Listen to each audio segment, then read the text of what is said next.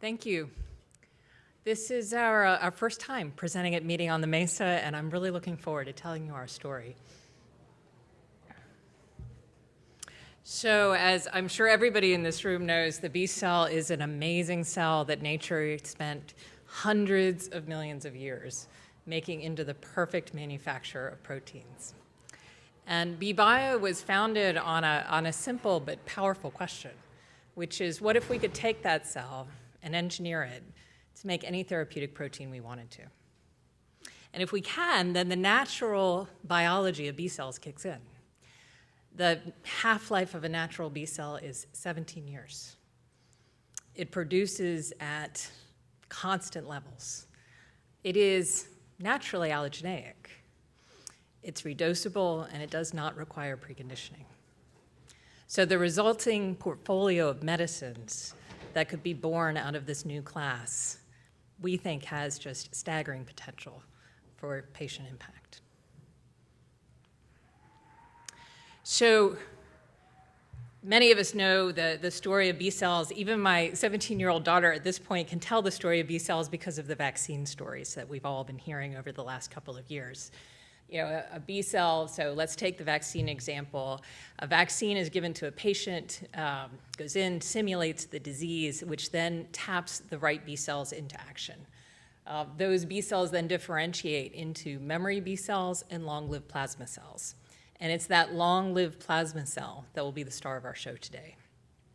The plasma cell then homes naturally the bone marrow, where it engrafts and produces antibody over a long period of time. And what you're seeing at the bottom left of this slide is what I think is spectacular data on 39 patients who received a smallpox vaccine and produced antibody for decades. And that is the power of the cell that we're leveraging in these medicines.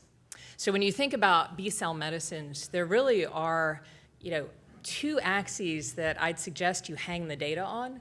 The first is what? What do they do? So they're very versatile. They can produce really any protein class. They are constant. They produce at constant PK, and they're quite durable. Just as important is the how. So in contrast to other cell types that we've all been involved in making therapies out of, these engraft naturally in the bone marrow with no preconditioning. They're also redosable. The niche is built for repeated engraftment, and they're inherently quite stealthy, leading to the ability for the portfolio to be primarily allogeneic. So with something that broad, we obviously as a company had to make some decisions as to how would we build the company, what are the first products we're actually going to try to bring to patients. And what you're seeing here are the results of those choices. So our lead program, B101, is entering the clinic next year. B101 is a transformative autologous program in a benign hematology indication that we'll announce later this year. B102 is moving swiftly toward a development candidate nomination in early 2024. 102 is in a rare disease that has very few treatment options for patients who need them. And then behind that is a pipeline of all allogeneic medicines that span a number of indications, including benign hematology, rare disease, and oncology. And so we've been around for about 2.5 years now. The team is, the leadership team is depicted here. Many of us have been associated with bringing some of the most impactful cell therapies that patients are on now to the market. We have raised $182 million from just an awesome syndicate. We've built out our facility, and our facility, in addition to having labs and office space, also has in-house CMC. I will show you non-human primate data that validates key principles within the platform. I've talked a little bit about our portfolio. We'll show you some data from that. And because of decisions we made early in the company, we now have end-to-end CMC in place. So that is in-house, non-GMP, as well as process and analytical development. And then our GMP supply for the first several programs is provided by a very creative partnership with Resilience And I'll emphasize two parts of that partnership that I think are unique. One is Resilience pays all manufacturing costs up to clinical proof of concept. Second, we have a dedicated B-Bio-only team at Resilience. And as a result, in addition to being quite capital efficient, the collaboration is deep and agile. Most importantly on this slide, we've built our team. We have about 100 very passionate, diverse B-cell believers who come in and execute every day and have delivered on all of what we now are bringing to patients. So a little bit about the platform. So the platform starts with primary B cells collected from a patient. After that, they are engineered, and the engineering is quite precise, and that turns out to be very important. So first, we use CRISPR-Cas to make our cut. In whatever locus it is, we decide is best for that particular protein. Secondly, we use homology-directed repair to insert the gene of interest, and now we have a B cell that can make the protein that we're trying to make. Then ex vivo, without the use of feeder cells, we differentiate those B cells into plasma cells. We now have that long-lived plasma cell that I promised would be the star of the show, which is producing the protein that we want. From there, we can cryopreserve and bring them back to patients. So in this platform, there were several fundamental attributes that we needed to validate early on. The first is this precision engineering. So the ability to engineer into the genome in the same place every time is important for a number of reasons. One, clearly we want to avoid the risk of insertional mutagenesis. Secondly, though, and this is what this data is showing, where you put it matters. So as you can see with the black bar, if we insert as CCR5, we actually get quite a bit of factor IX. If we insert in a different location in the genome, we get 6 times that. So our ability to insert at the same place every time is important as we make reproducible and effective medicines that function as biologics. Second, we need to show engraftment without preconditioning. And so here I'm showing you data. This is from mouse models. This data, the red is an immunodeficient mouse. The blue is a mouse that has the human immune system. And as you can see, both of them have engrafted over time, but the mouse with the human immune system engrafts better. Our B cells love the cytokines associated with the human immune system. Finally, we had to show that these persist long-term, and as you can see in the mouse data on the right, we have persistence out past a year.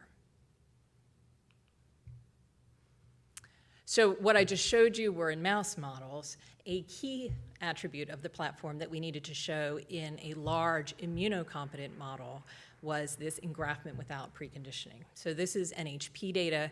This data is generated using a radio label in partnership with the NIH.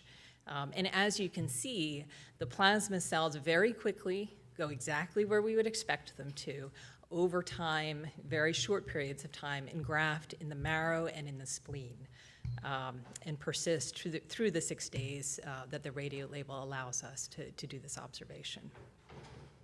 And I think it's shown, well, there we go. I think it's shown beautifully here in these images as well. Clearly, we can quantify all of that data as well, exactly what we would expect in terms of biodistribution and engraftment in a large immunocompetent species.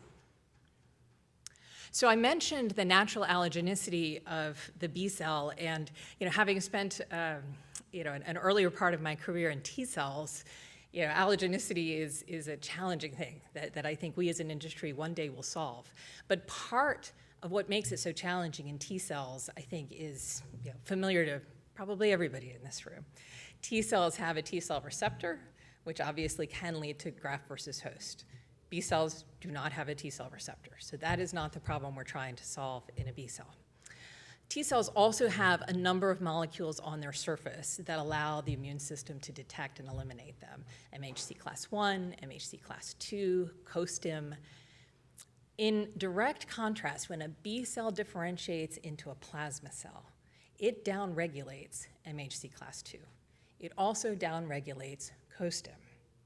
So what you're left with on a B cell is very different. The problem you may want to solve is the elimination of class 1. And that is a much easier engineering problem to solve. We have now in vivo proof of concept data that show that our allogeneic strategies actually lead to persistent allogeneic B-cell medicines. So how are we building this portfolio? I started by saying we were founded on this question of what if we could produce any protein we wanted using an engineered B-cell. And so we've challenged ourselves to try to do exactly that. And what you can see is we have been able to produce peptides, all kinds of non-antibody proteins, BiTEs, bispecifics, fusion proteins, antibodies. We have been able to show ourselves that, in fact, this question of can an engineered B-cell produce any therapeutic protein we want so far is holding up well to experimental inquiry. I'm showing several proofs of concept here across those protein classes. As you can see in the graph on the left, this is factor IX, and we're showing consistent factor IX production with a single dose of engineered B-cell medicines. We also, in the middle graph, are showing the production of a lysosomal enzyme. Importantly, and we see this in the enzymes that we produce with the platform, we actually see 10 times more activity than the marketed therapeutic for our B-cell generated enzymes. On the right, you're seeing some data associated with the bispecific T-cell engager. I show this particularly because, as I'm sure you know, BiTEs are tough to produce in a building. Our B-cells don't find them any harder to produce than any other protein we've produced with them. And so that leads to the kind of data that you're seeing here. So this is a CD19, CD3 BiTE in a PDX model, and I think a picture is probably worth 1,000 words on this. Very clear efficacy. Our first development candidate, I'm showing some data on the right. It actually goes out quite a bit longer than that. So we're seeing this very steady long-term production of this particular protein. And in nominating the development candidate, we have shown ourselves that we can produce with the efficiency that we put as our bar. Secondly, we can demonstrate that engraftment with stable production. We have shown functional protein using 2 different assays, safety on multiple orthogonal methods, as well as the phenotype and the purity meets the standards that we set for ourselves. We're very excited to get this program into the clinic next year. And so, in the time that we've been in existence, we have marched pretty steadily to the clinic. This year, we are completing our pivotal non-clinical studies, and then next year, we will initiate that phase 1 trial with B101, nominate our second DC. We'll continue to advance this pipeline of allogeneic candidates, and BD conversations are a key part of how we're building the company. So I will end on this slide. The promise of engineered B cells, we think, are spectacular. The idea that we could get to single infusions of cellular medicines that secrete constant levels of therapeutic proteins for years, we think are transformative. And to be able to do that allogeneically and redosably and without preconditioning is powerful. So we are delivering on that promise to patients. Our lead program in benign heme into the clinic next year. We have a transformative pipeline in genetic disease and oncology. The non-human primate data that I showed you is really the tip of the iceberg for the NHP data. End-to-end manufacturing, we've been able to demonstrate a strong record of execution, significant capitalization, and most importantly, we have a passionate set of B-cell believers executing to the clinic with our eyes always locked on the patient.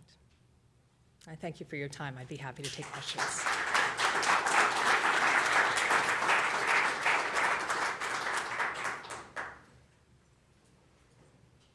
Yes, question. If you give a single infusion for the plasma cells, how do you control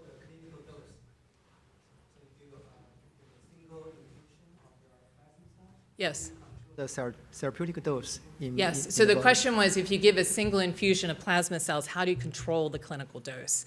And I think that's where two things are very important. One is the precision with which we can engineer and actually know the dose that will be produced by these plasma cells, because we're obviously navigating these biologics therapeutic windows. Secondly, the ability to titrate and redose is key. Right, and so let's take, for example, a child with a genetic disease, right, who is obviously going to grow, and with that child's growth is going to come the need for more protein.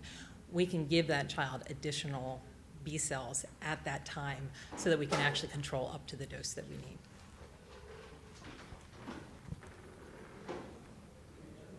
All right. I look forward to telling you more of this story in the coming years.